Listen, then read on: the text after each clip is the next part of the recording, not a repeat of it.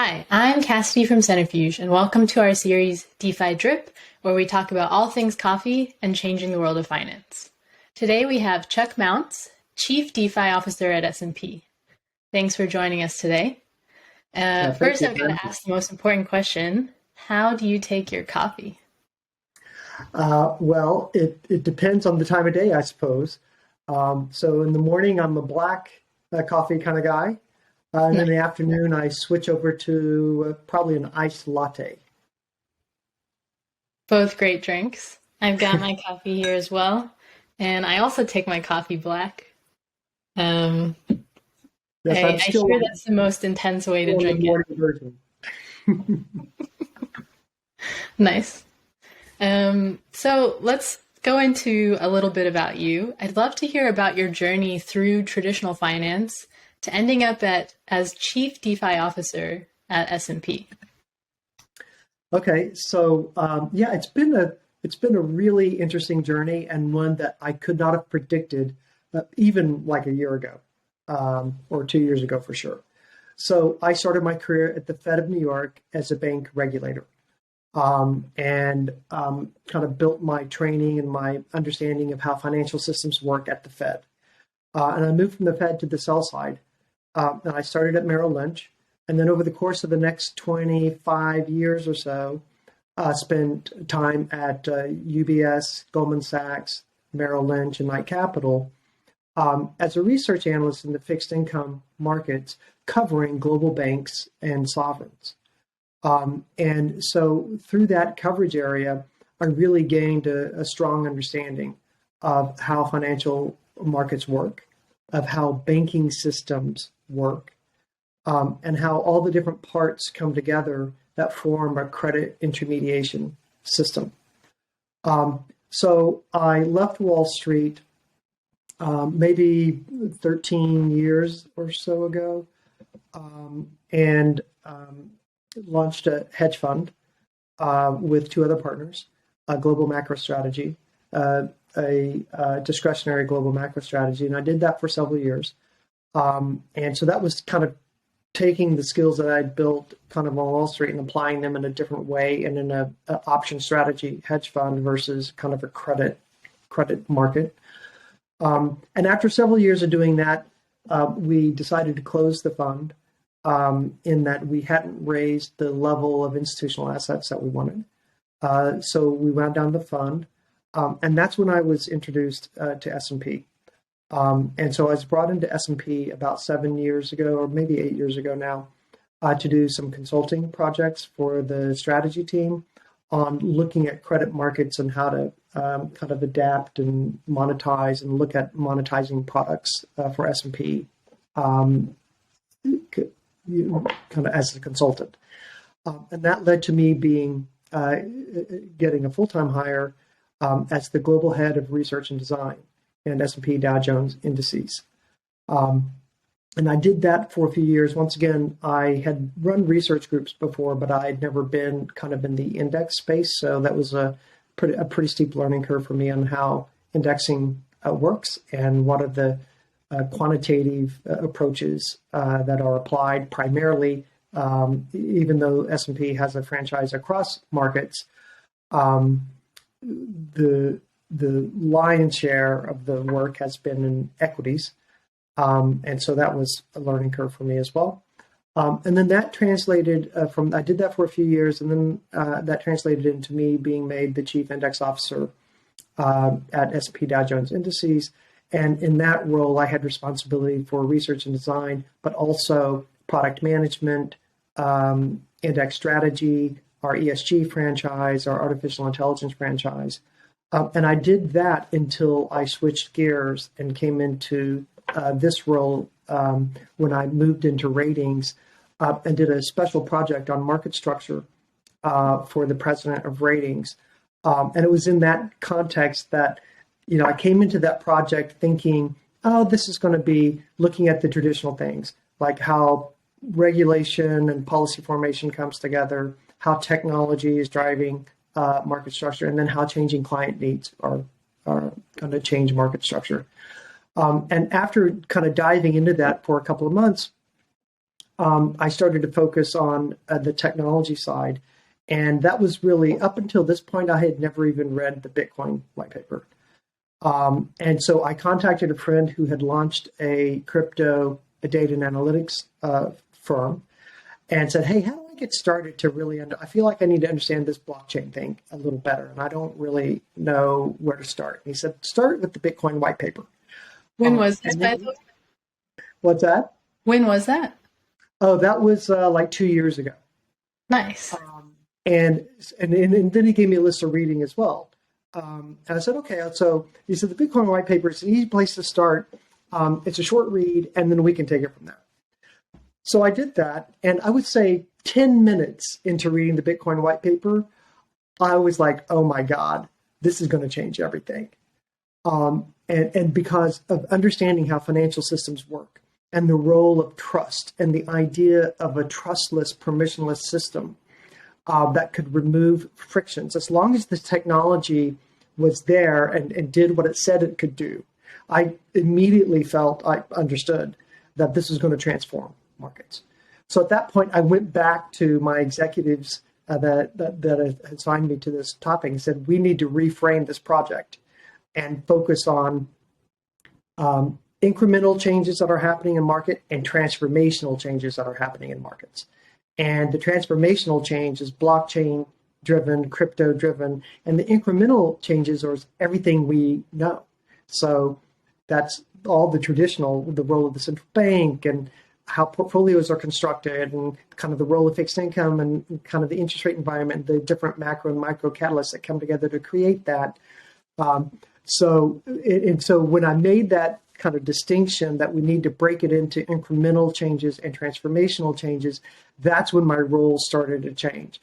And from that point on, they agreed. The executive team here agreed with that. And so from that point forward, I focused only on crypto, blockchain, crypto, digital assets. And after doing that for another 6 months or so, maybe 8 months, this DeFi team was formed. And with the formation of the DeFi team, my new role as the Chief DeFi Officer was created.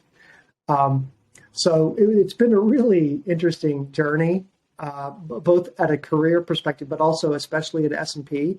And I give our executive team just a tremendous amount of credit for having the foresight and understanding of markets and the innovative and entrepreneurial mindset to kind of respond that when presented with this is how things are changing, market structures changing, they kind of jumped on it and kind of put in place put this in motion to create this team and create the kind of pathway to the evolution of our products and capabilities that are going to be necessary, I think, for decentralized markets. I think that's quite an amazing title, Chief DeFi Officer. What does it mean for you to be the Chief DeFi Officer at S&P? I mean, the main goal that you have that you're pushing forward, what is that there? Well, so at the highest level, the main goal of being and driver of being a Chief DeFi Officer at S&P Global is to really help position the firm to adapt our existing products and services and create a new generation of products and services that are fit for purpose in decentralized markets. And we as an organization, we're kind of one of the world's leading providers of data analytics and benchmarks.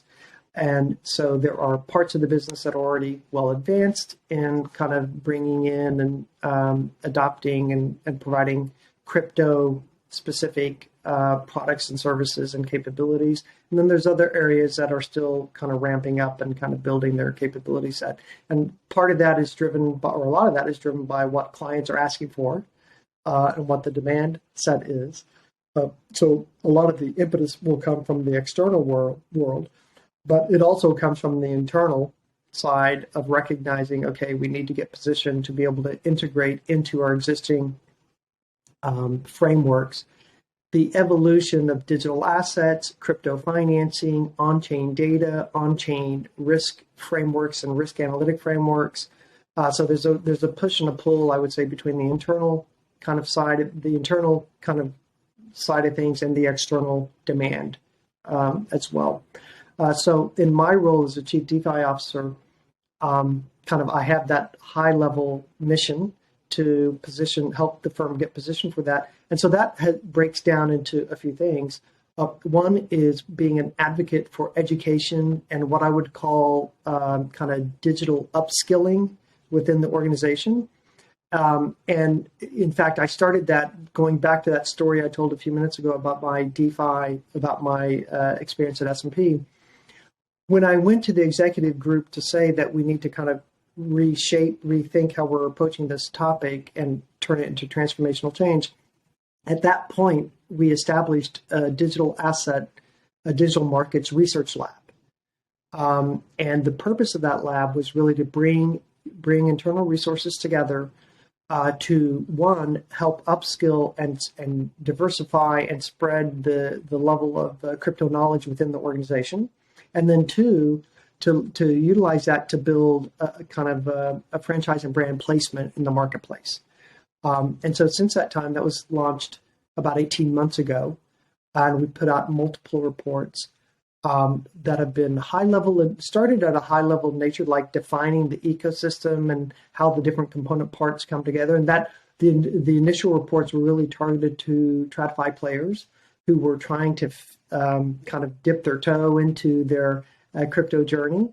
And as the lab has matured and progressed, the reports have gotten more and more detailed and more topic specific. So reports on stable coins or on regulatory frameworks or on smart contracts, are all some of the topics that we've covered.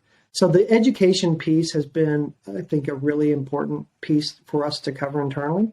And I also worked closely with our training, our essential tech team in the organization to set up a DeFi training module so that people around the organization, the 35,000 employees around the organization, could sign up to take their DeFi training and get levels of certification, all in an attempt to upskill our existing internal teams so that we can have the conversations that we need to be having in order to adapt and build this new generation of products and services.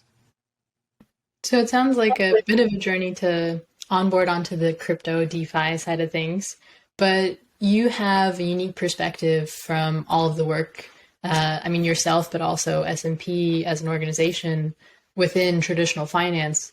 What do you think is the most important aspect of that perspective that you're bringing to DeFi? I think it's probably the mix of an understanding of macro and micro factors that come together to create a market. So just by virtue of covering global banks and sovereigns as a research analyst, you really have to understand not only like financial markets and how financial markets work and what are risk frameworks and how does credit risk filter into markets, but you also have to layer in and really understand how policy formation happens.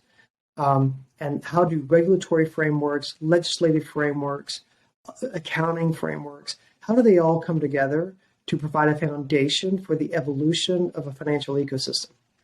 And so I think that's the perspective that is really my value add or my strongest value add to this, to kind of bring together all those component parts. And I think that underpinned my success as a sell-side analyst was the ability to kind of create the mosaic of the picture, taking into account all those diverse drivers of performance and kind of that come together to create a market.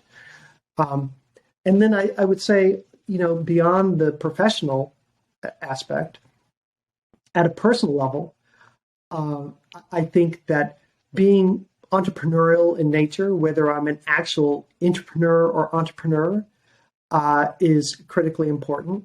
And probably the most important thing is having an open mind.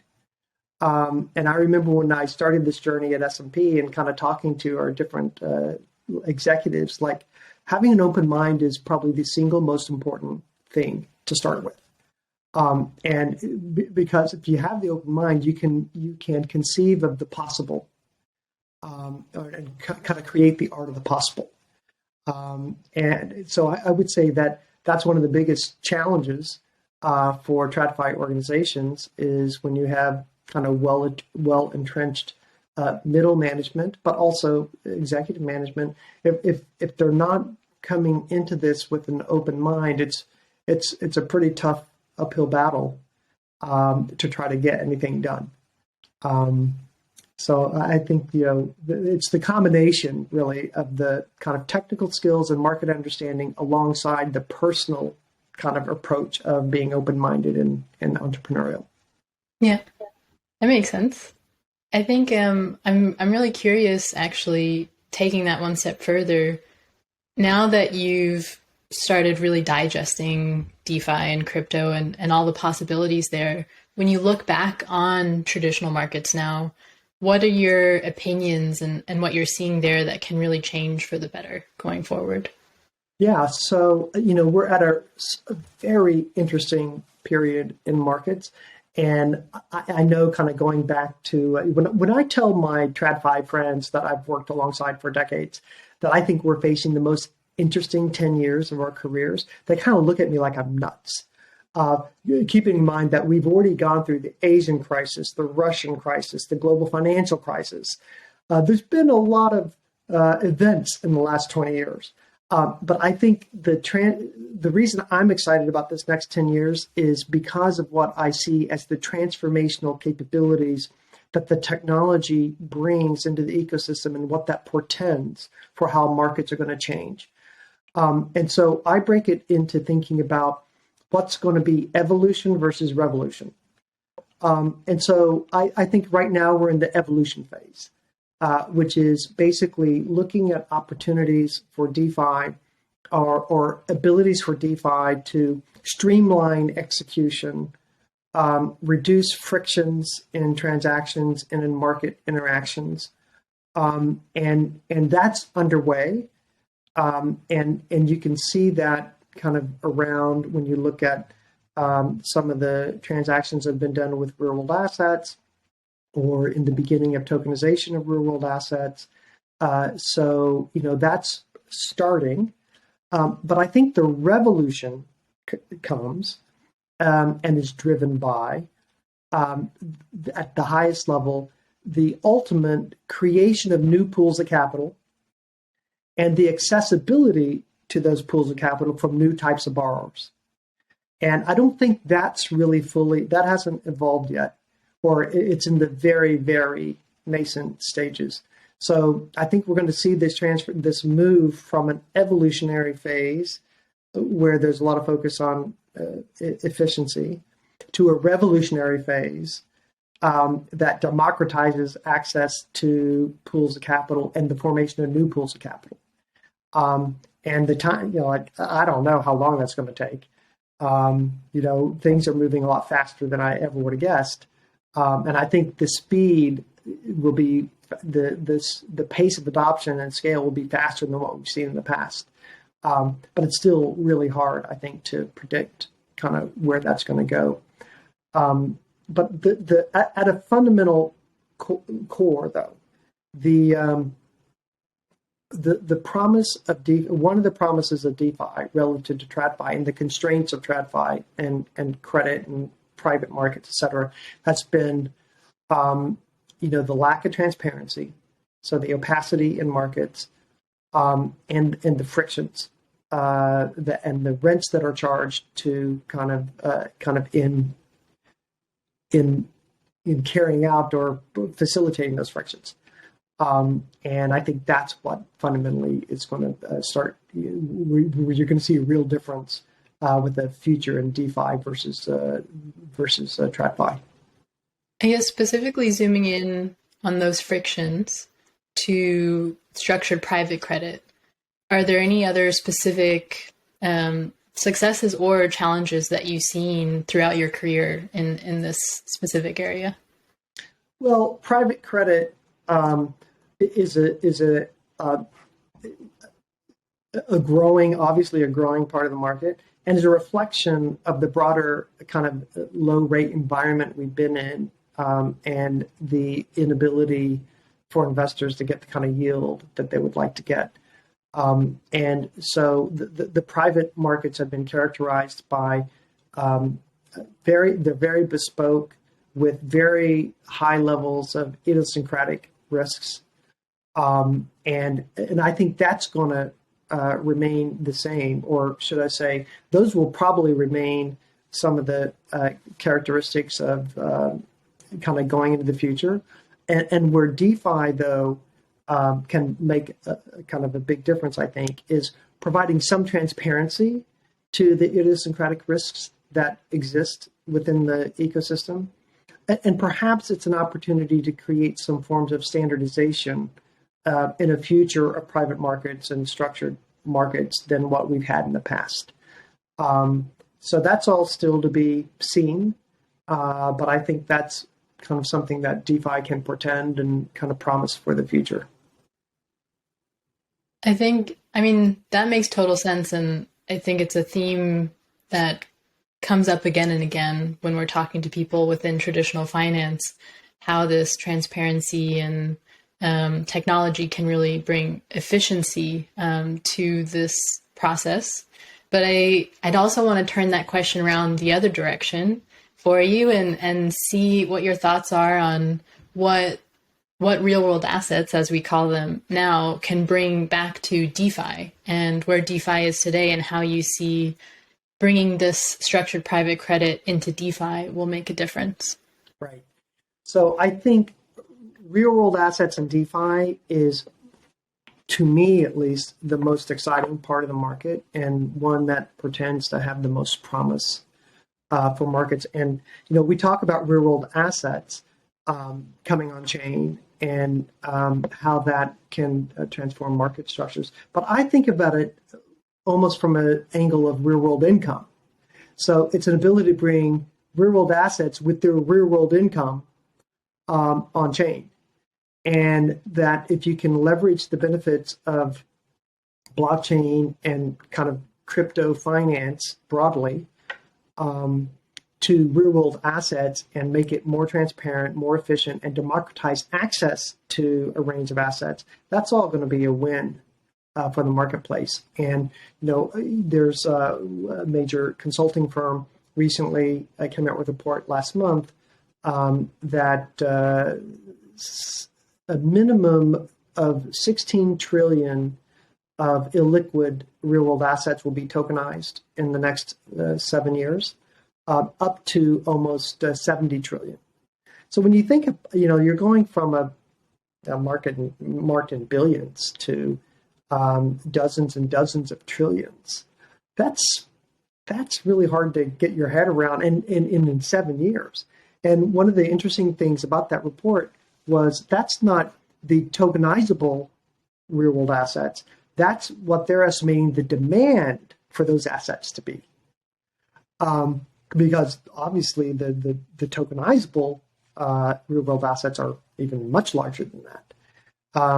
So I think that the component parts are actively coming together to lay the foundation for real world assets coming on chain and delivering real world income to investors, whether they're crypto native investors or traditional investors. And a lot of that capability hasn't been kind of executed yet. It's just, I kind of think of it as, I like to say we're in the middle of a crypto winter, but the seeds of crypto spring have already been planted. And the seeds of crypto spring include the investments that TradFi players have been making and continue to make in spending and spending human and financial capital to build their capabilities. And that's coupled with investments and progression that's made in the protocol space or in the crypto native world to better enable the introduction of real world assets on chain and kind of the financing capabilities that DeFi pretends. So those two things have been happening at the same time that we have kind of sadly, a very active catalyst for policy formation that's happened in 2022, starting with the Terra Luna debacle and Celsius and Voyager, and now, of course, culminating in FTX. And that has sharpened policymakers' focus on crypto. I say crypto broadly, but I think getting some regulatory clarity, legislative clarity, and regulatory clarity to the decentralized markets, perhaps starting with stablecoin legislation, for instance, in the US, I think will be a positive catalyst for the marketplace. And when you marry that with the investments that have been made by TradFi and crypto natives to build capabilities, I think we're getting teed up for their crypto spring to deliver that kind of growth we were just talking about. So with something like a crypto spring, I guess, how do you see, maybe starting with now, how would you describe institutional sentiment now towards crypto, DeFi, real world assets on chain, and how do you see that changing into the crypto spring? Yeah, so that's a really interesting question. And sadly, the answer is it depends. So what we found is that for TradFi players who have invested the intellectual capital to understand the markets and to understand the evolution and the technology, they're moving moving ahead. They're not blinking. They're not pulling back. They understand and see the opportunity set in front of them. I think for TradFi players that have only begun to dip their toes or have been sitting on the sidelines and trying to figure out how to get started, I think events of 2022 have maybe been more unnerving. And so I think what all of this is going to foster is kind of a recognition, kind of at TradFi players, that they need to build their educational framework and build their baseline of education. And I certainly see that in the conversations we have with traditional players across the landscape. I would categorize it as you've got a few, or some players who are really well advanced and knowledgeable and well advanced in kind of defining a strategy and starting to execute on it. And then you have a very small number who have done nothing and think it's all like a fad or a scam or, so I'd say you have, like, if you look out of 10, you have one or two who have really invested time. Say one, you hit that at one who has really invested the time. You've got one who thinks it's a scam. And then you've got 8 kind of in the middle saying, okay, we see this is real. We know we need to be doing something, but we're not quite sure how to progress it. And so at a minimum, that starts with pulling together stakeholders within an organization across divisions to kind of do some ideation and brainstorming on how to move things forward. Or it's led to the creation of what is typically a small team to focus on that and start to build a kind of a foundation in building a DeFi and crypto capability set. So I think that events of this last year, one of the things that we've been surprised by is that in the last crypto winter, you saw a lot of the traditional players pull back and close desks or stop their investments. And that hasn't really happened this time. So I think that's a very positive sign for the future, particularly once we get some clarity around policy formation, whether in the form of legislation or regulation, that will then kind of enable the firms that have been investing in building capabilities to enable them to be able to execute and confidently execute. I mean, it sounds like the work you've been doing at S&P is to really bring S&P as an organization more towards that side of the spectrum where you're very well educated about DeFi and know exactly what you want to target there within that space. And I'm curious if we could dive in a little bit more into the work that S&P is doing in crypto more broadly, and what other wins S&P has helped really develop within DeFi. Right. So, we're the world's largest rating agency, as you probably know. We're the world's largest index provider also. We're the leading provider of data analytics and research and analytic platforms in our MI platform. And so they all have different, as well as a commodity pricing with our commodity insights platform. And they all have different aspects of where they are in their journey in terms of creating new products and kind of meeting kind of new client demands. So our index business, as an example, has already launched many crypto indices and has a dedicated team focused on kind of building innovative indices, including crypto and digital asset indices. So that's kind of really progressing.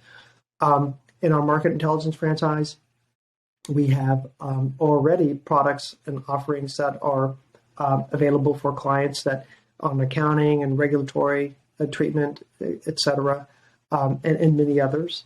And then obviously in the rating side, we've already provided ratings to crypto natives like Compound and to Coinbase, but we've adapted our ratings methodologies to integrate specific component parts of risk that come from DeFi, digital assets, or crypto for companies that aren't crypto natives, or for entities that aren't crypto natives. And that could include, for instance, MicroStrategy as an example, or even El Salvador. So all across the organization, you're seeing kind of the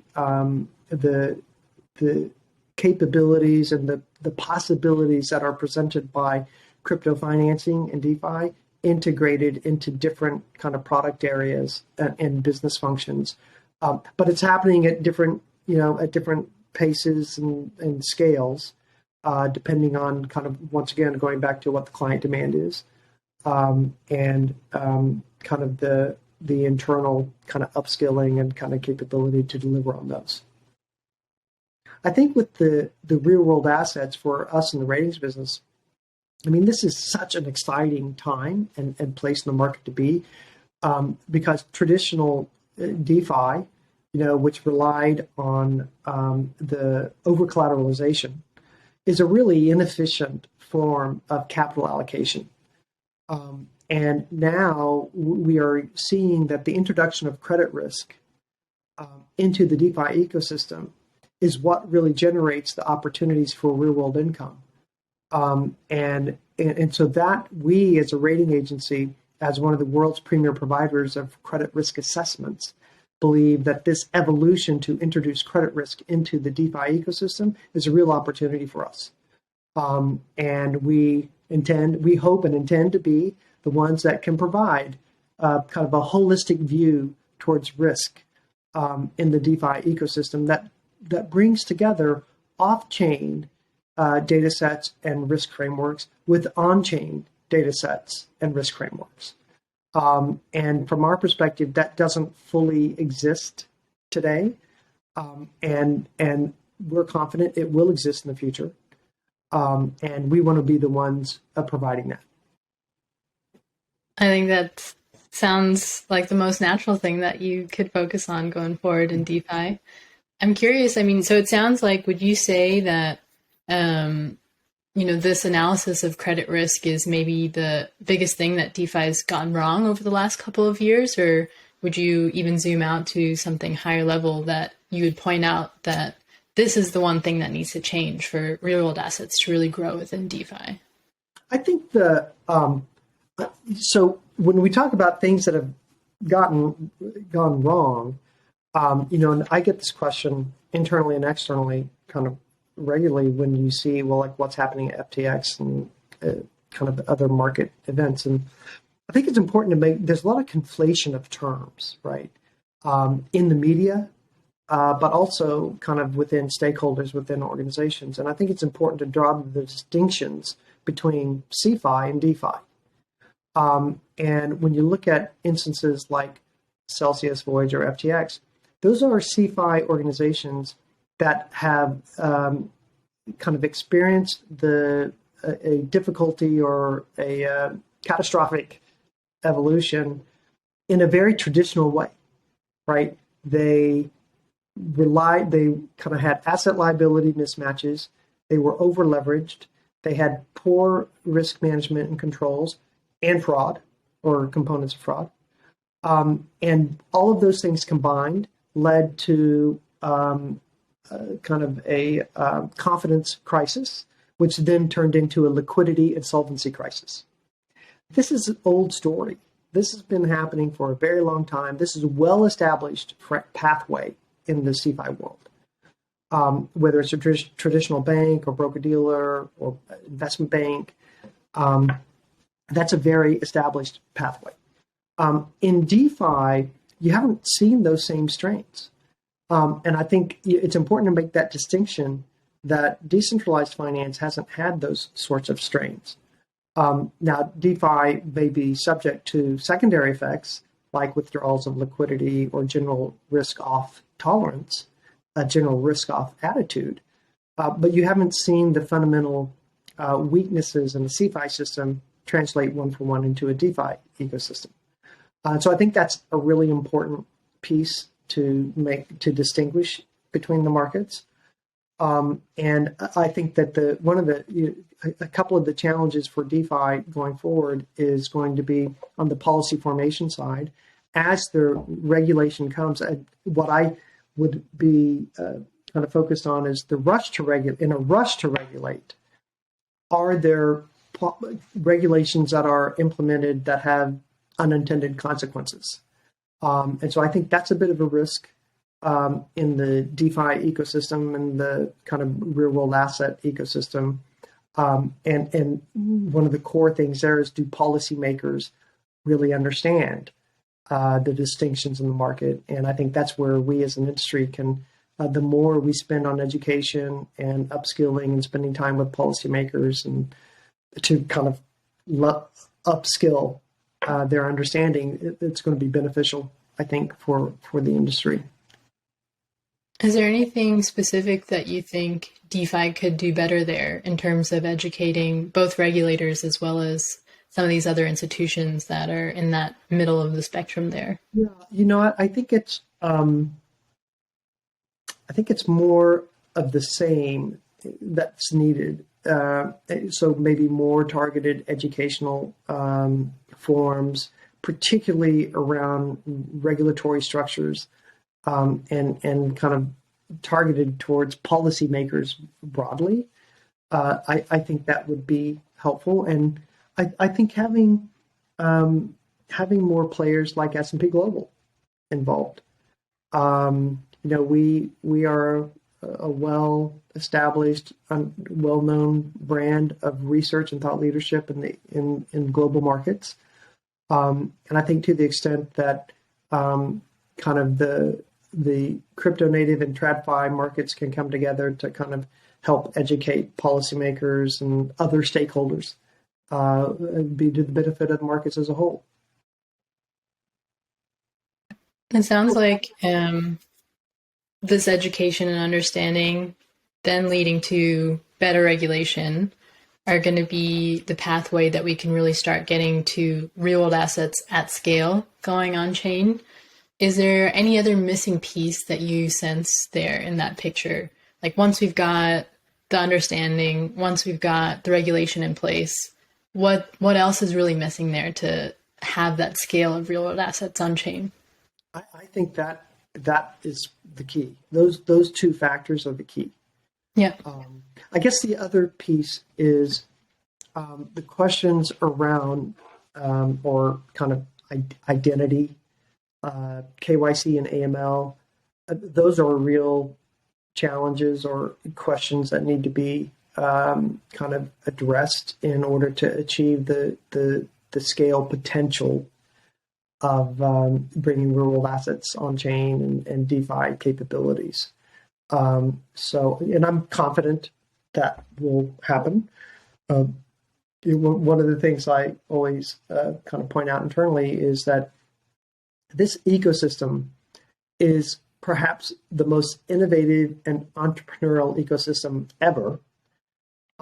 And it's not even logical to think that their solutions will not be found to overcome these challenges. And so this goes back to kind of being open-minded. I think, and understandably and rightfully so, in some contexts, there's always a focus on the incremental, like what's next, like looking at the immediate problem in front of you. But this kind of disruptive change and transformational change that's underway, it also requires that ability to look ahead 10 steps. And so what I'm talking about is looking ahead that 10 steps. Like it's logical to me that the solutions will be found, even though if in the next step, it's not clear how that's going to be. So trying to balance those two is always tricky within an organization or within a marketplace. But I think it's really essential when you're faced with these sort of transformational changes that are underway. It's really essential that we do that. I think as a traditional organization, S&P has really got the lead, I would say, in terms of coming into the space and really having some wins, I would say, in terms of your presence there.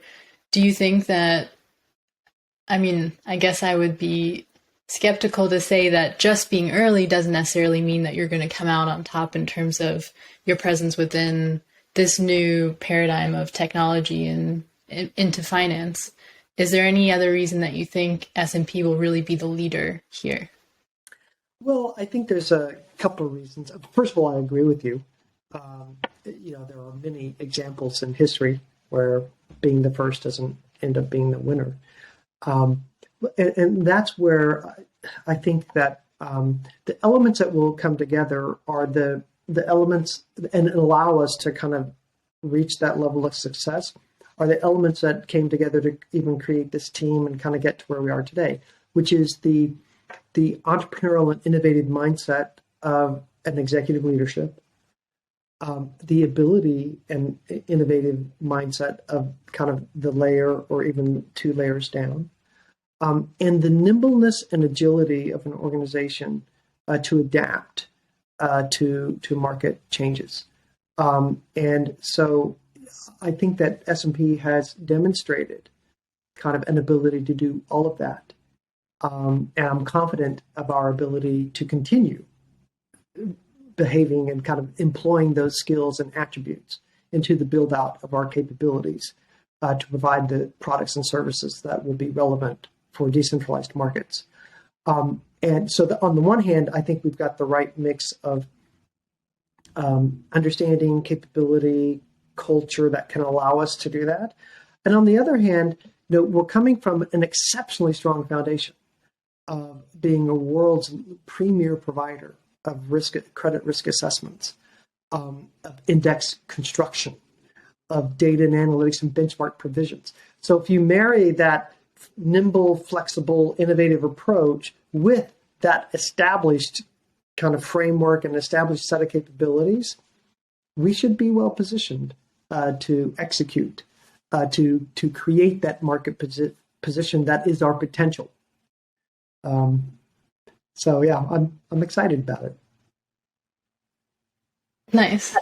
I think we're also excited about the work that you guys are doing within this space. And I think from our perspective at Centrifuge, this is, I think, one of the big missing pieces is the work that you can and the experience that you can bring into risk and credit into the DeFi industry, where we're starting to see real world assets come on chain, but there are still some missing pieces there that we've got to bring from traditional finance. And so I think for me, that's also really exciting to see that shift in the DeFi industry, really being able to bring in these this expertise from people like you. I think maybe to sort of wind down the conversation here, but on a spicy note, I'd love to hear if you had 1 or 2 hot takes about either TradFi or the DeFi market or real world assets and the roadmap that you see for the space. Yeah, so I guess I'd go back to something I said earlier if you're asking about hot takes and things coming, that a transformation is underway in market functioning, and the onboarding of real world assets into kind of a DeFi lending and credit intermediation system is going to be where probably the most exciting spot, in my opinion, the most exciting spot in crypto financing and DeFi in particular. And the way to think about it is not in terms of billions, but trillions, and not 1 or 2 trillion, dozens or hundreds of trillions. I'm confident that that's going to be where markets end up. What's unclear to me is the exact kind of twists and turns we go through to get to that end position and how long that takes. But the end game is clear to me. And so then the question is identifying what are the catalysts that are going to unlock that. And what are the incremental pieces and catalysts that will kind of allow those incremental pieces to happen. So we've talked about a few of them: policy formation, capability sets, tokenization, and kind of the ramp up of tokenization platforms. Those are some of the pieces and some of the catalysts to be looking for, and to be nimble enough to one, identify what the catalysts are, and then two, to recognize that when the catalyst has been enacted, to kind of incorporate that into your next iteration of forecasts, right? And so we're at the very, very early stages of that. And I think that's what's going to be. I think that, it's not going to be 10 years. I think it's going to be more like the next 2, 3, 5 years. You're going to be some pretty transformational and fundamental changes in how markets function. Wow, that's exciting. I think that's a great note to end on. I think it's been a real pleasure having you on and just hearing all the energy and excitement you have for the future of this space, and really looking forward to what you're going to do with S&P going forward. All right. Well, thank you very much for having me. It's been great, and look forward to kind of our future conversations.